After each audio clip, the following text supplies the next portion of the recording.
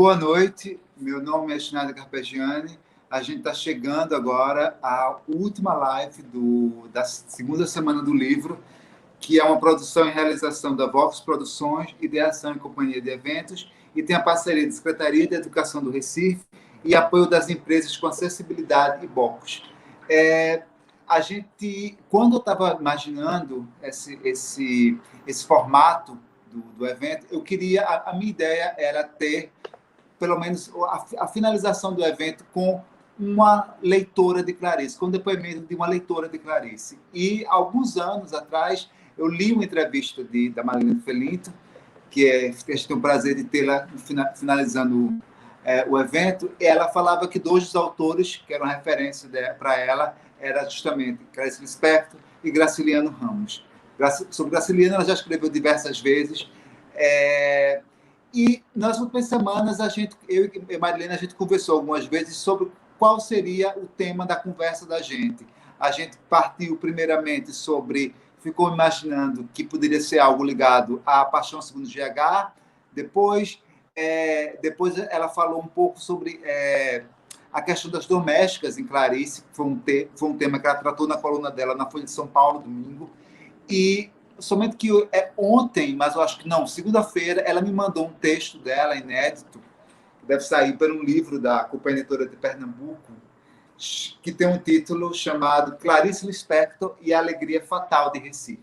O que é que trata esse texto? Esse texto, ela faz alguns paralelos entre infâncias pobres vividas no Recife. Ela fala um pouco das Clarice Lispector, que chegou ao Recife e saiu no começo da adolescência, e ela lembra da própria história dela, na verdade, que também nasceu no Recife e saiu do Recife no começo da adolescência, aos 11 anos, indo para o Rio de Janeiro. A gente vai primeiro falar um pouco, na verdade, dessa infância e dessa alegria fatal do Recife, dessa luz do Recife que ela fala no texto. Tem uma parte que eu acho super bonita no texto da Marilene, que ela fala a seguinte coisa. Ela lembra que Clarice morava na Boa Vista e que ela morava na Embiribeira, que era uma espécie de subúrbio de Boa Viagem na fala dela. E é curioso ela falar isso, porque assim, e ela fala sobre a ida dela para o centro da cidade, que era uma convulsão de modernidade e decadência, um lugar para consultórios médicos, para ir para dentistas. E o que é curioso, né, para quem mora no subúrbio, como esse ir para a cidade, quando falar assim, vou para a cidade, vou para o centro, tem um significado quase mágico, sobretudo quando você é criança. Marilene, boa noite. Eu queria que tu falasse um pouco sobre esse Recife fatal da infância. Boa noite, Schneider. Boa noite a todos.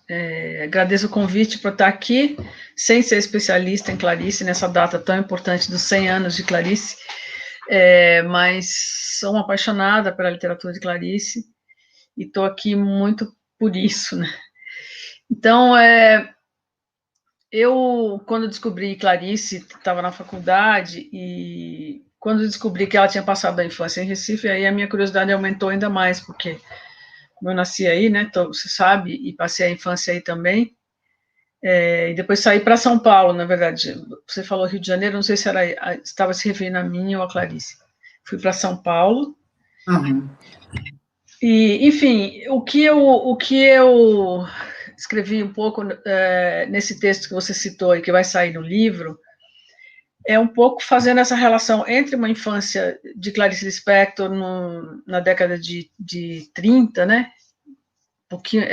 Na década de 30, principalmente, e depois a minha na década de 60, na verdade, em Recife, né? Então, tentei fazer uns comparativos, e eu acho que tem coisas muito semelhantes, que a própria Clarice trata disso,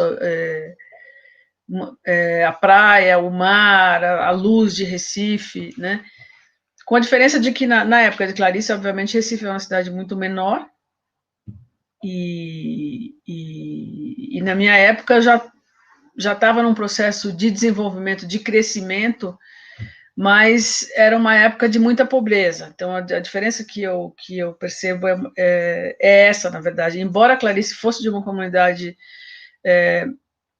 judia pobre, ali, né, de imigrantes judeus, e tenha vivenciado uma pobreza, ainda era aquela pobreza, eu acho, provinciana, de uma cidade pequena. E mais protegida nesse sentido, né? Porque as comunidades judias elas se autoprotegem e são solidárias, né, entre si, os judeus sempre nas suas comunidades. E então essa pobreza da qual ela saiu para o Rio de Janeiro já com 14 anos, ela tinha 14 anos, né, quando saiu, ela tem essa diferença, né, da pobreza mais violenta, mais selvagem da minha época, década de 60, ditadura e muita miséria aí, né, no Nordeste todo, que levou aquela migração imensa, né, daquele período da década de 40 para frente, quer dizer, eu até a década de 80, mais ou menos, eu sou dessa leva de retirantes, quase retirantes, né, dessa pobreza. Então, mas quando a gente é criança, quer dizer, isso eu identifico nos textos de Clarice, e me identifico muito com isso, quer dizer, como que, mesmo quando você está em meio a tanta pobreza, tanta tristeza, tanta dificuldade, você, como criança, você consegue perceber o que é felicidade nesse lugar, né? Então, quando eu usei esse título, Alegria Fatal de Recife, porque é uma frase dela. Então, é uma alegria, mas também é uma fatalidade você ter nascido nesse lugar, ter experimentado coisas que depois você, quando você sai, quer dizer, e você ter perdido esse lugar. Essa é uma marca muito importante, eu acho. Tanto foi para ela, e ela diz isso, que ela foi muito marcada por Recife, pelo Nordeste, pelas comidas, e depois reviveu isso com as suas empregadas domésticas, né, no Rio de Janeiro, já como advogada, escritora, jornalista, mulher de diplomata. Então, quando você perde essa cidade, que foi o que aconteceu comigo também, né, de maneira, quer dizer, eu saí daí menina, então a minha infância ficou como uma espécie de mito, a minha infância de Recife, e foi uma mudança muito traumática para mim, essa mudança de sair de Recife nessa idade, aos 11, 12 anos, e vir para São Paulo. Então eu tinha muita saudade, era horrível, a minha adaptação em São Paulo foi muito difícil. Então eu comecei a escrever, na verdade, porque tinha saudade de Recife. E eu acho que eu fui buscar, quando eu descobri que essa escritora, que é a minha escritora preferida, cujo estilo literário é esse mergulho na linguagem em busca de si mesma, em busca da criação de uma linguagem própria, né? Tudo isso me moveu muito e foi isso que eu tentei dizer um pouco aí nesse texto que você citou. Marilene, só lembrando para as pessoas, daqui a gente vai conversar aos 40 minutos, mais ou menos. Quem quiser pode fazer perguntas também, que a gente vai responder na medida do possível. Marilene, foi uma coisa que eu fiquei pensando também sobre essa marca dessa literatura de quem perde uma cidade. Porque, assim, você perdeu uma cidade, ou você ser obrigado a sair, você perder uma infância, perder uma cidade, é uma marca, acaba sendo uma marca literária. A gente fala de Clarice, né? Lispector, que passou por isso, né? Saída dela, e ela passou isso várias vezes, vindo da Ucrânia, indo para Alagoas, depois vindo para o Recife, depois indo para o Rio. O seu caso também me lembrou também, eu me lembrei hoje no começo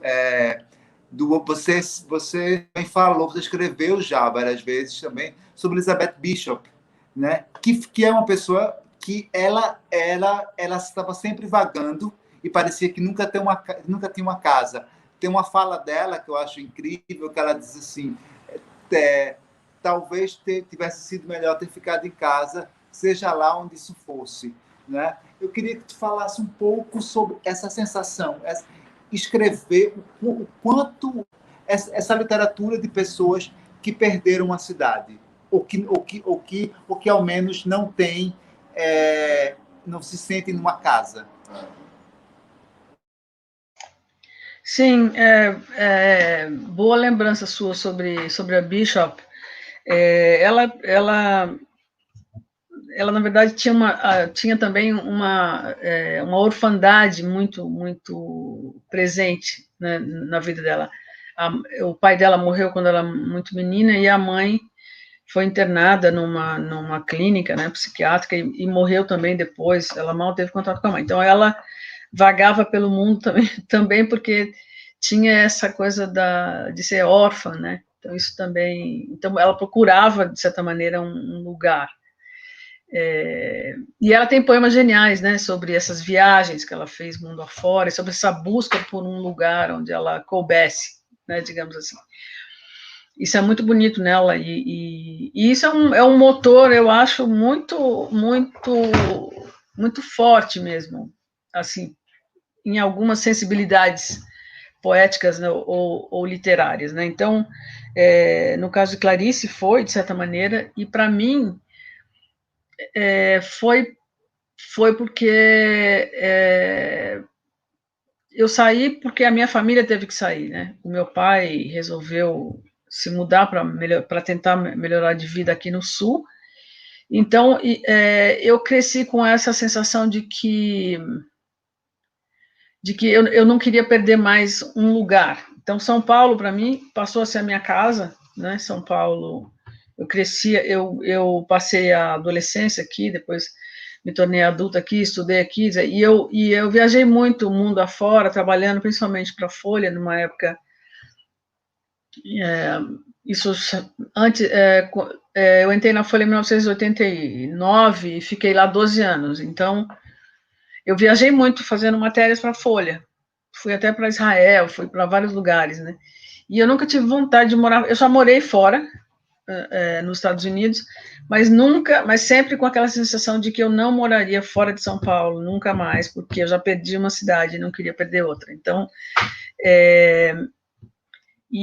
como eu te disse, eu comecei a escrever para resolver, para elaborar essa mudança, um dos motivos que me levou a escrever foi como elaborar esse trauma da mudança, né? Então, eu escrevia poemas bobos desde os 3 anos de idade, pequenas histórias, e eu virei também a escriba da família. Minha mãe, nós somos 5 filhos, a gente veio pequenos para cá, minha mãe não tinha tempo de escrever cartas para as minhas tias, para os conhecidos de Recife, e eu assumi esse papel, eu que escrevia as cartas, né? Na época, a gente escrevia cartas, era correio e cartas. Então, minha mãe falava coisas e eu escrevia, então eu juntava com as coisas que eu escrevia, que eu queria escrever também.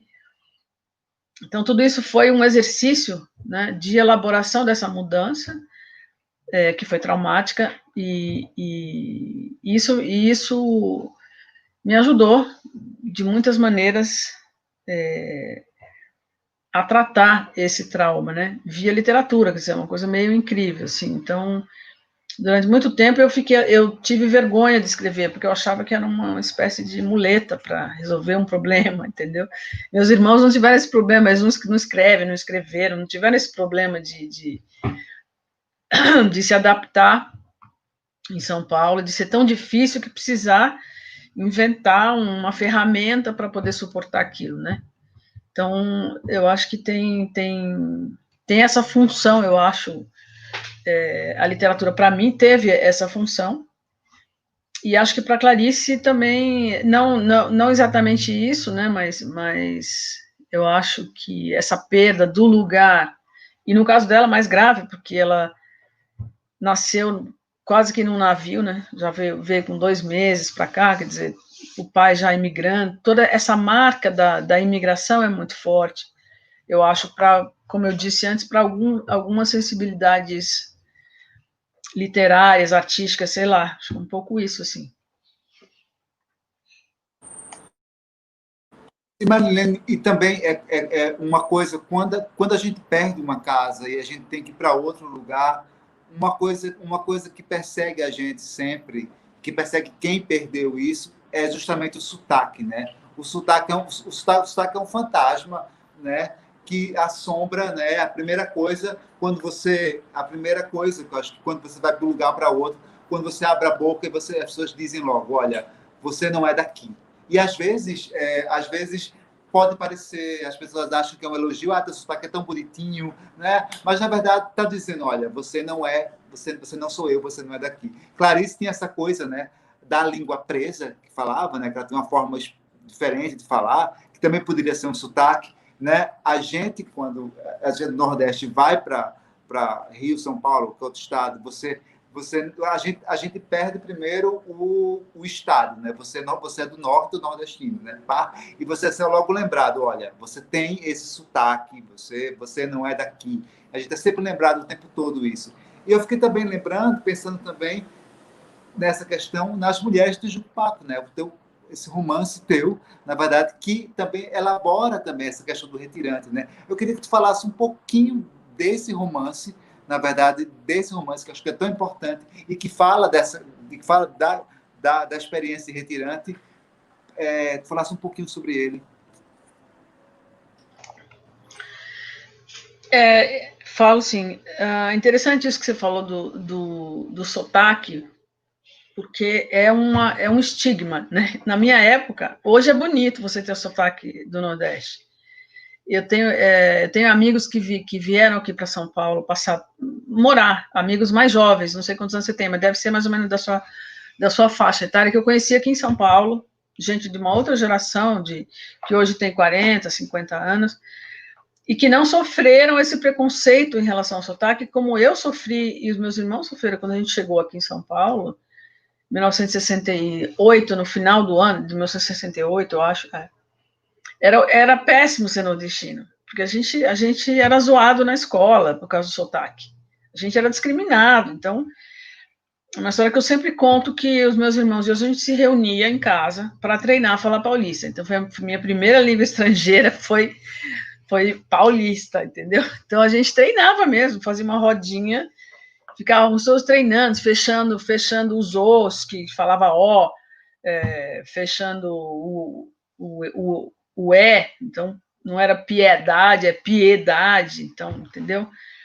Então a gente teve esse treino de língua paulista, que foi a minha primeira língua estrangeira. Então, depois eu aprendi inglês logo cedo também, comecei a aprender inglês, mas essa foi o meu primeiro treino. Então, quer dizer, a gente teve que resistir, que se adaptar e se mutilar ao mesmo tempo, de alguma maneira. Então, começava pelo sotaque, depois, claro que no nosso caso também de família negra, né, isso também pesava. E além disso, tinha toda uma série de costumes culturais, quer dizer, aqui se usava roupa de manga comprida, usava meia, coisa que eu não direto, usava calça comprida, que eu não usava em Recife, né, uma cidade quente como Recife. Então, mesmo a comida, os temperos, até hoje, por exemplo, eu não como salsa, detesto salsa, porque eu gosto de coentro. Então, em São Paulo, as pessoas não gostam de coentro, em geral, né? E as frutas, por exemplo, que eu não comi na minha infância em Recife, eu não consigo comer até hoje em São Paulo. Frutas que não tinham lá, que não tinha em Recife, como, por exemplo, caqui. Naquela época, eu nunca vi isso aí. Ou então essas frutas mais do frio, né? Pêssego, morango, figo, são frutas que eu vim comer aqui em São Paulo e eu nunca gostei, não passaram no teste do meu paladar. Exatamente porque eu sentia falta de pitomba, de macaíba, de jaca, entendeu? As frutas daí. Então, eu tive essa enorme dificuldade de adaptação, que foi como uma violência para mim. Então, e no meu livro, As Mulheres de Jupapa, eu escrevi muito jovem, um livro, ele é um pouco essa busca, né, esse resgate do lugar original, né, que na verdade, nesse romance, é a cidade da mãe, é o lugar da mãe, né, que a personagem vai em busca do lugar onde a mãe nasceu, porque a mãe é órfã, não sabe onde nasceu. Então, eu acho que esse livro tem... esse livro... ele faz essa tentativa de resgate de um lugar que se perdeu, e que, na verdade, a mãe perdeu, e que, então, portanto, a filha vai atrás do lugar que a mãe já tinha perdido, porque não sabia de onde veio, etc. É um duplo resgate desse lugar perdido, né? Acho que é um pouco isso. Marlene, quando a gente... eu li nesse teu texto, domingo, que saiu na Ilustríssima, tu fosse para assistir, né, essa adaptação agora, né, que está sendo feita para o cinema, da Paixão Segundo GH, talvez o grande romance de Clarice Lispector. E eu fiquei pensando uma questão, quando a gente fala da Paixão Segundo GH, a gente acaba resumindo o livro de uma forma muito rasteira, que tem uma mulher em casa, ela está sozinha e ela tem uma experiência quase divina e come a barata. Mas muita gente não fala que, na verdade, existe também outras possibilidades de contar essa história, que é justamente essa mulher, ela também tem uma crise, também porque a saída da empregada Janaí, que sai da casa dela, e quando ela vai no quarto dessa empregada, que ela chama de quase um império, e ela vê esses desenhos na parede, e como se a doméstica estivesse se vingando dela. Eu queria que tu comentasse sobre esse silêncio, na verdade, que eu acho que é bom a gente parar com ele em relação a esse resumo da Paixão Segundo GH. E lembrar que não é somente também um livro sobre uma mulher barata, mas também é um livro sobre um conflito de classes também.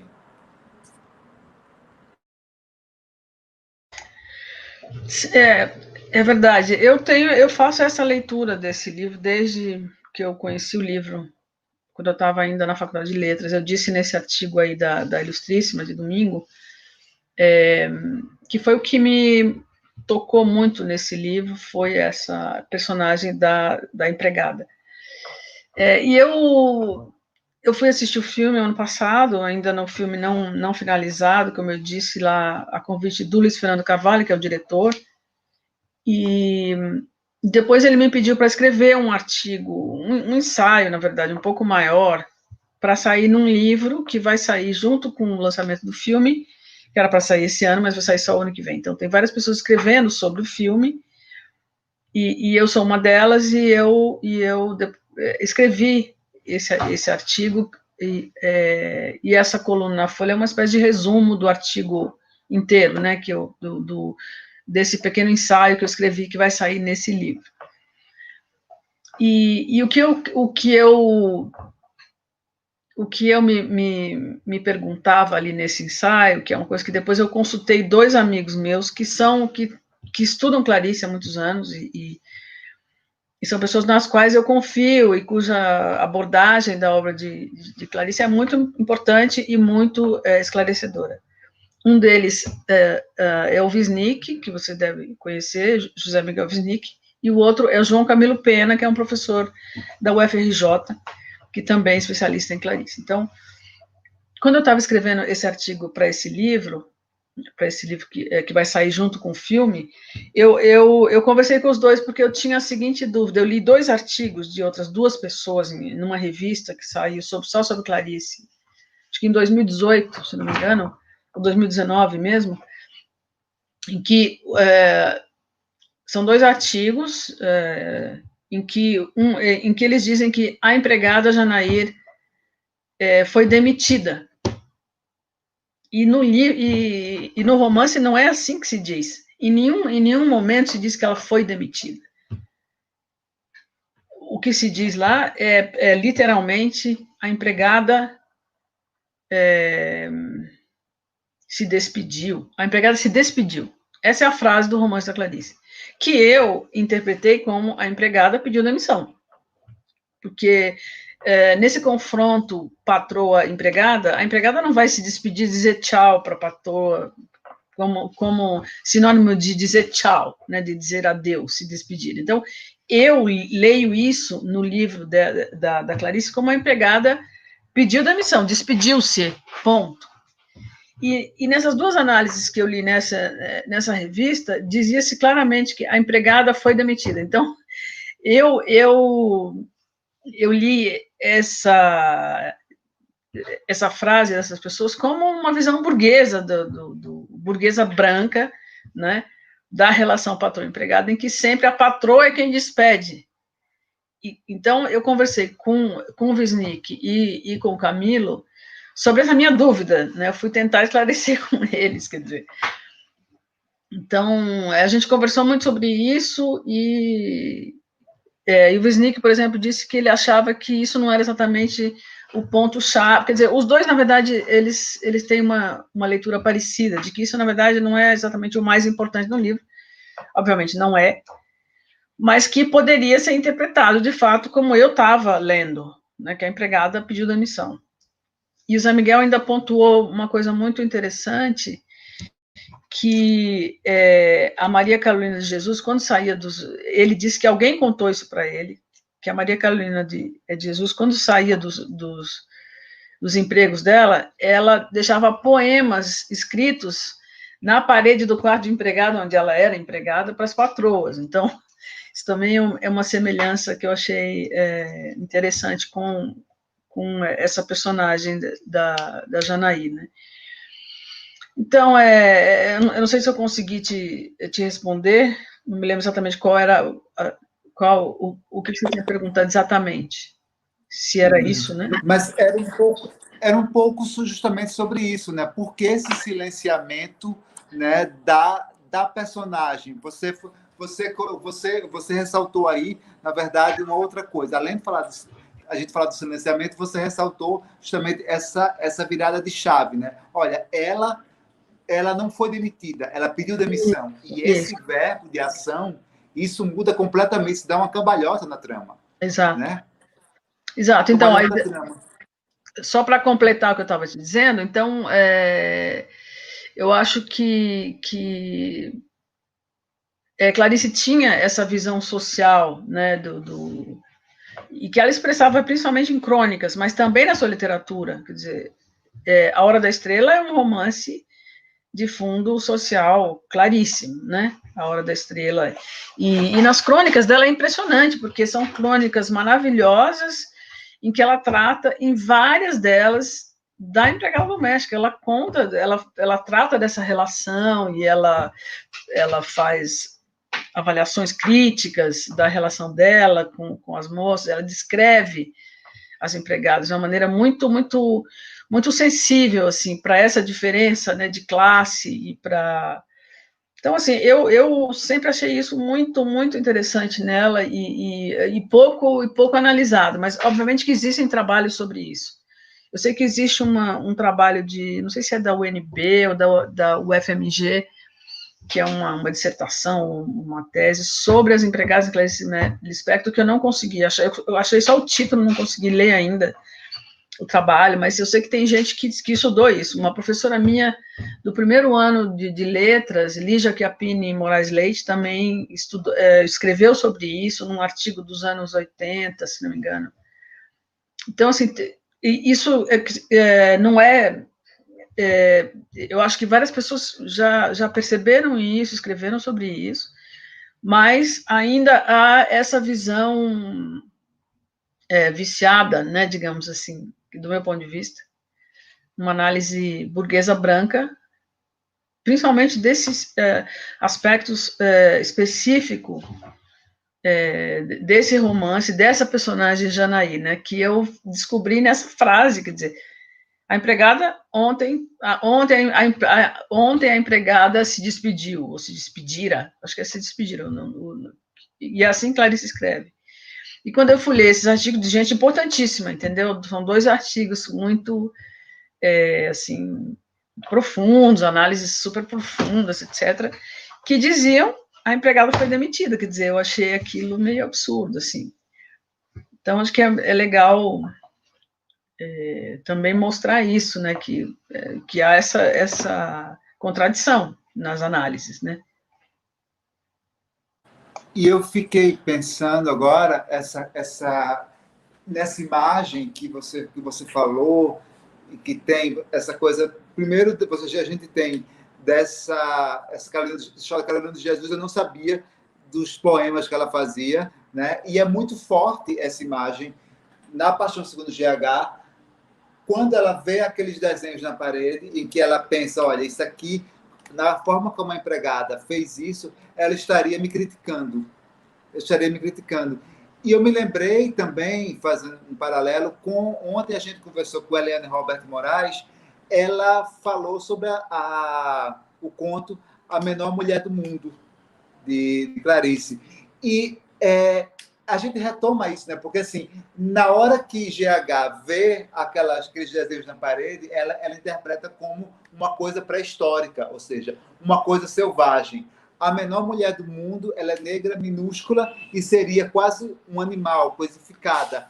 Tem sempre esse olhar, na verdade, desse choque, né?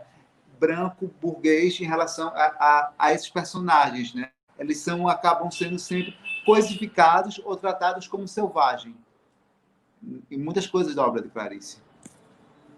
E uma coisa também que eu lembrei, Eliane, essa coisa do quarto da empregada, quando ela vai, Marilene, quando ela vai no quarto da empregada, eu me lembrei de uma cena de Recife Frio. Não sei se você chegou a ver esse filme, é um curta de Kleber Mendonça Filho, diretor de Bacurau. É um curta dele que é curiosíssimo, porque é sobre existe do nada, acontece aqui no Recife um fenômeno meteorológico em que a cidade começa a ficar fria. A cidade vira quase Londres, com a temperatura quase zero. E em Boa Viagem, que seria o bairro da classe média alta da cidade, os quartos das empregadas, que justamente ficam no fundo que ninguém da casa e que ninguém visita, acaba virando lugar privilegiado quando tem essa mudança climática, porque é justamente o lugar onde não se veria o sol, onde não se veria o mar, ou seja, seria o lugar mais quente da casa. E há essa inversão. A classe rica vai para o quarto da empregada e coloca a empregada, na verdade, de frente para a janela, justamente porque pode congelar. Tem sempre essa ida ao quarto da empregada, como se fosse sempre uma ida a um outro universo, aparentemente. Eu queria que tu comentasse também, agora, a gente falou um pouco da Paixão Segundo GH, mas eu queria que tu comentasse também, voltando também a essa ideia do retirante também, talvez a personagem mais famosa de Clarice, que é a Macabeia, não é? Que é outra doméstica, no caso, que é outra retirante, né? E talvez seja o momento em que se pode ver um lado mais de crítica social direta em Clarice, porque às vezes as pessoas não olham muito para isso. E a Paixão Segundo GH é aí a Hora da Estrela, isso fica muito mais evidente. Eu queria que tu falasse um pouco sobre Macabeia.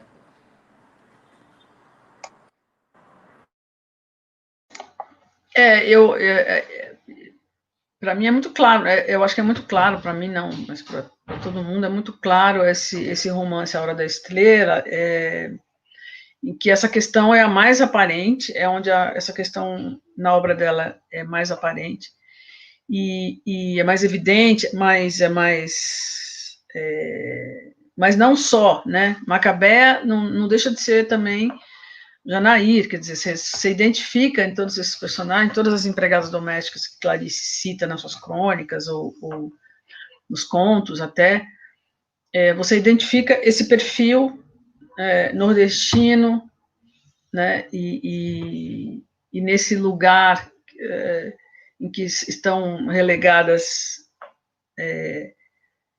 são quase invisíveis, né, como a Janair. Então, assim, eu acho que esse olhar de Clarice para esse tipo de personagem é o que ela percebeu já naquela infância em Recife, em que ela disse que ela ia visitar a empregada doméstica, quando era menina em Recife, nos mucambos, que ela prometeu a si mesma que não ia deixar aquilo acontecer nunca mais. Ela ia na casa da empregada. Quando era menina em Recife, ela conta isso, né? Que ia visitar a casa dessa empregada de infância que morava aí nesses mucambos de Recife. Então, isso para mim, tudo, esses personagens de Clarice, Macabea e as empregadas todas, eles são muito familiares para mim. Então, isso também foi um choque bom, né, quando eu li Clarice, quer dizer, bom e ao mesmo tempo impressionante pela semelhança, porque eu tenho uma tia que era empregada doméstica, era a minha tia preferida, e então isso é muito tocante para mim. Eu quase não consigo, quando eu estou falando, quer dizer, eu sou melhor escrevendo sobre essas coisas do que quando eu estou falando, porque é muito familiar, eu reconheço muito, quer dizer, então, quando eu fiz o meu primeiro trabalho de faculdade sobre a Paixão segundo CH, eu fiz sobre as empregadas domésticas em Clarice, foi a minha primeira leitura desse livro, e eu fiz um trabalho ali de juventude ainda na faculdade, tratando desse tema, né? Então, Macabea é o auge, eu acho, dessa criação de Clarice, desse olhar dela sensível e muito lírico, né? Para a diferença de classe, para a construção desses personagens marcantes que ela construiu. Marilene, eu fiquei pensando agora, essa tua leitura de Clarice, Clarice, além dessa questão da ficção, Clarice teve uma produção jornalística intensa, né? Por várias razões. E é curioso, quando a gente pega uma autora como Clarice, quando ela vai para o jornalismo, ela pega as coisas e meio que torce. E ela tem essa liberdade de torcer. A gente vê isso nas entrevistas dela, que tem perguntas que somente Clarice Lispector podia fazer a uma pessoa. Ninguém podia fazer aquele tipo de pergunta. Isso também nas crônicas, nos perfis que ela fazia. Eu queria saber agora, na verdade, se Clarice também ela teve um papel na tua forma de fazer jornalismo. Já que você sempre é lembrada por quebrar muitas regras na hora da escrita para o jornal. Eu queria que tu falasse desse depoimento sobre Clarice e uma possível influência tua como jornalista. Schneider, eu acho esse tema é muito importante, assim, no seguinte aspecto, que para mim escrever em jornal foi uma coisa traumática, assim, no início. Passei muitos anos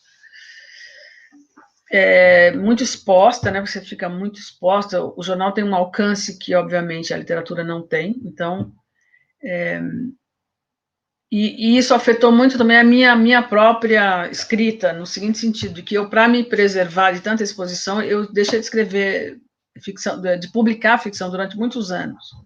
Então, isso também é um capítulo bem difícil para mim, assim. Eu acho que Clarice se deu para Clarice foi mais fácil, entre aspas, não sei, eu não posso dizer em nome dela, mas ela, naquela época dela, o jornal aceitava com muito mais tranquilidade um gênero que é a crônica, né? Então, na crônica, que é um misto de literatura com jornalismo, você tem mais liberdade de fazer ficção até, que é o que eu acho que Clarice fazia muito. Vários contos dela começaram como crônicas ali, e depois ela desenvolveu como contos, né? E eram divididos em partes, às vezes ela começava uma crônica, parte 1, depois ia parte 2, 3, 4. Isso era muito comum no jornalismo na época dela. Eu entrei na Folha de São Paulo já numa época em que estava havendo uma espécie de revolução ali, pelo menos dentro da Folha, de modernização, eles usavam muito essa palavra, né? E o Otávio Frias Filho, que era o meu... que era diretor de redação na época, e era amigo meu na época, a gente estudou juntos na USP, num curso de pós-graduação de filosofia. O Otávio tinha uma visão completamente diferente. Ele não gostava da palavra crônica, tanto que na Folha essa palavra não existia, existia até um pouco antes de ele entrar na Folha, né, na direção do jornal, ele mudou para articulistas, né? Eu entrei como articulista, depois como colunista, mudou de nome. Esse negócio de crônica ele achava obsoleto. E eu lembro que ele disse para mim uma vez que ele demitiu o Carlos Drummond de Andrade, que era cronista da Folha. Ele, Otávio, demitiu e achou que fez bem, que esse negócio de crônica já está ultrapassado, não sei o quê, entendeu? Quer dizer, eu em choque, olhando escutando esse negócio do Otávio, mas quem conhece o Otávio sabe dessa idiosincrasia absurda que ele tinha, enfim. Mas, então eu entrei nessa época de uma organização em que a opinião do colunista contava muito, então eu jogava ali com as cartas possíveis, né? Eu tinha muita liberdade, de certa maneira, para escrever ali, tanto que eu escrevi o que eu queria, só depois que o Lula foi eleito pela primeira vez, é que houve um conflito ali enorme, e eu resolvi sair da Folha, porque fui acusado de fazer campanha para o Lula, então o Otávio falou, agora tudo que você escrever vai passar pela minha mesa, e eu resolvi sair. Então, a Folha era contra o Lula, tanto que se comprovou isso depois, né? Enfim. Mas então eu entrei já nessa de que colunista ou articulista era um nome de peso ali, entendeu? E você precisava opinar, sabe? Então os textos que eu escrevia lá, eles tinham eles tinham a minha marca, porque eu não conseguia escrever de outra maneira, simplesmente. Muitas vezes a direção do jornal achava um absurdo que eu escrevia, mas publicava, quer dizer, e absurdo no sentido de que era muito explícito, era muito pouco ponderado, era muito radical, não sei o quê, etc. Mas eu não sei dizer se Clarice me influenciou nisso, quer dizer, eu só conseguiria escrever em jornal da maneira como eu escrevi, principalmente naquela época que eu estava lá. Hoje eu tenho muito mais tranquilidade para escrever em jornal do que eu tinha há 16 anos atrás, que foi quando eu saí da Folha. Tranquilidade no sentido de que eu estou mais pacificada com essa relação com o texto de jornal, ele não me afeta tanto mais a exposição no jornal, nem o tipo de texto que eu escrevo lá, e eu estou bem mais velha, então não tenho nada a perder, entendeu? Então é um pouco isso, assim. Eu acho interessante a gente ressaltar sempre esse local que os grandes autores eles ocupam, né, fazendo jornalismo e o quanto eles acabam dando muita liberdade. A gente pensa as coisas que Clarice fazia e às vezes ela pegava um pedaço de um conto e a crônica era um laboratório para uma outra coisa. A gente falou do Drummond também. Eu lembro também de uma experiência até bem mais radical, eu acho, talvez seja a experiência mais radical de um escritor em jornal, que foi a Hilda Hilst, né, num jornal eu acho que era da região metropolitana de São Paulo, eu não lembro agora, acho Campinas, um jornal de Campinas, que ela escreveu durante um tempo, né, e ela escrevia ali coisas assim, que hoje em dia na verdade, seriam completamente impossíveis de se pensar da forma como é feito o jornalismo hoje. Uma coisa que eu fiquei pensando também, e na conversa de ontem, também, que é o quanto também Clarice, ela tratou... A gente tá vivendo um momento em que a gente está falando muito da importância de alteridade, né? Uhum. Da gente ter mais vozes, da gente ter escutar quem passou muito tempo calado. E eu acho que Clarice, ela também trazia isso nas crônicas, na literatura dela. As pessoas silenciadas e silenciosas apareciam. Elas podiam até não falar, mas havia a denúncia desse silêncio. Tu sentia isso também, Clarice? Lendo? Sim, eu acho que sim, acho que você tem razão, é um aspecto, sim, da literatura dela. Eu até, nesse artigo que eu escrevi aí, eu te falei que uma coisa que eu que eu invejo, de certa maneira, que a Clarice viveu aí em Recife, que eu não vivi por condições... Primeiro porque eu acho que primeiro que ela estava ali, né, naquele centro da cidade, ela deu sorte, entre aspas, a família dela tá ali, ela estudou nesse ginásio pernambucano, que era uma coisa maravilhosa, quer dizer, na minha época, só estudava ali a elite, a oligarquia, os filhos da oligarquia pernambucana, entendeu? E eu olhava para aquela escola, quando ia ao centro da cidade, né, quando ia ao dentista, ao médico, aquelas coisas horríveis ali, atravessando aquelas pontes cheias de miseráveis, de gente, de esmoleres, gente pedindo, aquele calor infernal, gente pedindo dinheiro, pedindo comida, era muito miserável a cidade na minha época, né? E eu invejava muito Clarice, as pessoas que estudavam naquela maravilha de prédio, aquela coisa maravilhosa que é o prédio do ginásio pernambucano, e eu lembro que a gente teve muita dificuldade naquela época, dos anos 60, minha mãe quase não consegue matricular a gente em escola, não tinha escola pública para todo mundo, né? Isso era gravíssimo, então a gente foi estudar numa escola de freiras como bolsistas, então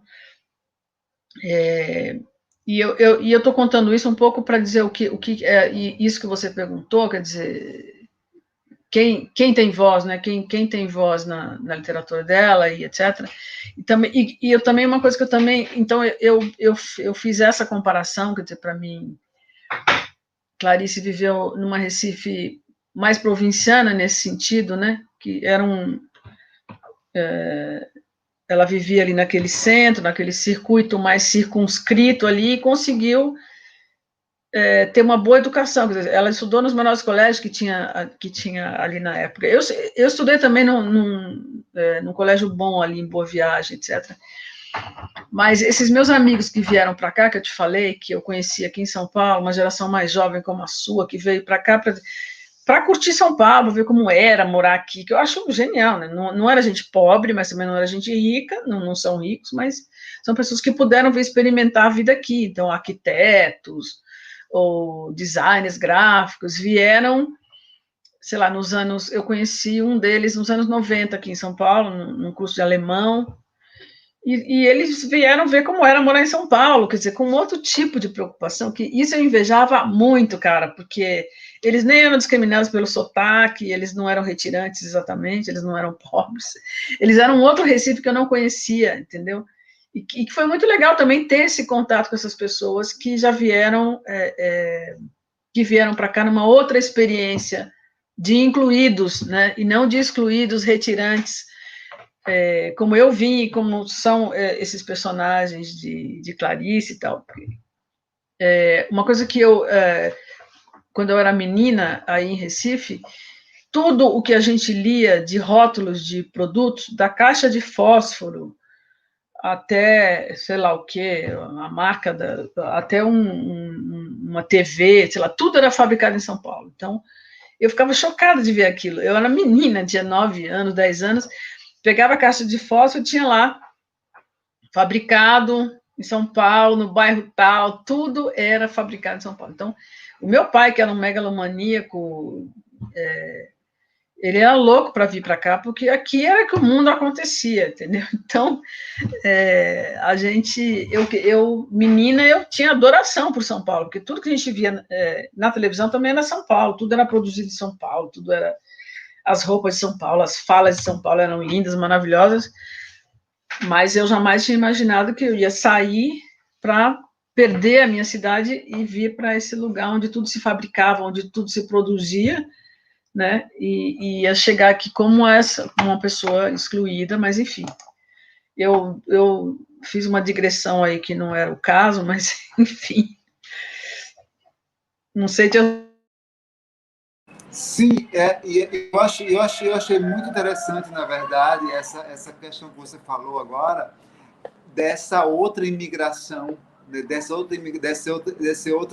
essa imigração que teve para São Paulo, sobretudo a partir dos anos 90, que não eram mais os retirantes, eram as pessoas, né, os grandes designers, os grandes arquitetos, os grandes publicitários, as pessoas iam... não era... Há uma diferença de tentar a vida para ganhar a vida, né? tentar você, né, você chegar lá, você vai experimentar. Ganhar a vida e sobreviver é uma outra questão. Já tem uma diferença muito grande, né, nessa perspectiva. Eu achei muito importante a gente ressaltar isso. E você falou essa questão do centro muito miserável. Essa semana, eu precisei, por conta dessa questão da Covid, claro que eu tenho saído muito pouco. E essa semana, acho que pela segunda vez desde o começo da quarentena, eu fui andando até o centro da cidade. Então, você imagina como estava miserável, como está agora, né? Diante dessa situação de abandono, que eu acho que é geral em todo o Brasil, mas a gente sente mais porque a gente está aqui, a gente consegue ver a diferença. Marilene, em todas as mesas, na verdade, eu estou tentando, logo no finalzinho da conversa, eu peço para o convidado ele sugerir uma porta de entrada para Clarice, uma obra para a porta de entrada para Clarice, porque esse evento ele é pensado tanto para iniciantes quanto para iniciados. Eu acho que esse momento final é o momento para os iniciantes. Eu queria que tu desse uma sugestão de uma porta de entrada para Clarice.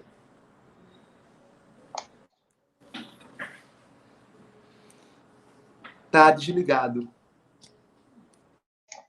Uma porta de entrada, você diz, uma sugestão de leitura, por onde começar isso? Sim. Certo. Difícil a pergunta sua. Para quem gosta de tudo de Clarice, mas eu entendo a pergunta. Eu não sei, cara, eu acho que... eu comecei lendo contos, eu acho, da Clarice na faculdade, mas logo depois passei para o romance mais difícil, que é A Paixão Segundo GH. Só depois eu fui ler o romance de estreia dela, que é Perto do Coração Selvagem. Então, assim, eu fiz um caminho meio inverso, entendeu?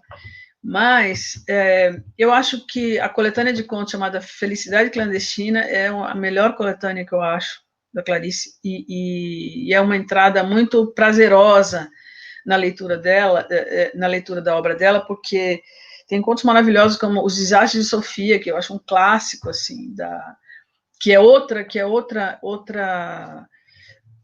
tema muito, muito presente na obra de Clarice, que é a relação da criança com o professor, que eu acho maravilhoso, quer dizer, e fora a temática dos animais, que também é clássica, né, nos textos dela. Esse livro, por exemplo, eu acho que é um livro de entrada que não é que é fácil, prazeroso, fácil entre aspas, né? Fácil comparado com um romance mais denso, como Paixão Segundo GH. E cara, eu adoro um livro de Clarice que ninguém fala, que é O Lustre, é um romance, acho que é o segundo romance dela. E os personagens são uma menina e o irmão dela. E o tempo todo a coisa se passa entre os dois irmãos. Eu amo esse livro. E eu lembro que depois da Paixão Segundo GH, eu li O Lustre, e foi, assim, uma viagem fantástica, e pouca gente fala desse romance, como se fosse um romance secundário dela, assim, que eu acho genial também. Então, eu indico esse romance, eu indico qualquer romance, mas... então, eu acho que começar por um livro de contos como Felicidade Clandestina é muito interessante, assim, para quem está começando, né? Eu iria justamente nesse momento final também dizer minha sugestão de porta de entrada para Clarice. E é justamente Felicidade Clandestina também. Eu sugeriria, até porque eu acho que tem aquela cena, aquela frase, logo no final, acho que é no penúltimo parágrafo, quando ela diz: a felicidade sempre seria uma coisa clandestina para mim. Parece que eu já suspeitava. Eu acho que isso é uma chave muito boa para quem quer pensar Clarice Lispector. Marilene, queria agradecer a você por essa conversa. Foi um prazer e foi ótimo a gente ter encerrado esse processo que eu chamei uma visita guiada a Clarice Lispector durante 2 dias, com a perspectiva de uma leitora apaixonada. Muito obrigado. Eu que agradeço, e não sei se eu contribuí muito para o que já se sabe, já se disse sobre Clarice, mas humildemente aqui a minha homenagem para ela é essa, assim, é essa aqui. Obrigado e Obrigada a você. Quero agradecer a todos vocês por terem acompanhado a gente esses 2 dias e viva Clarice. Obrigado.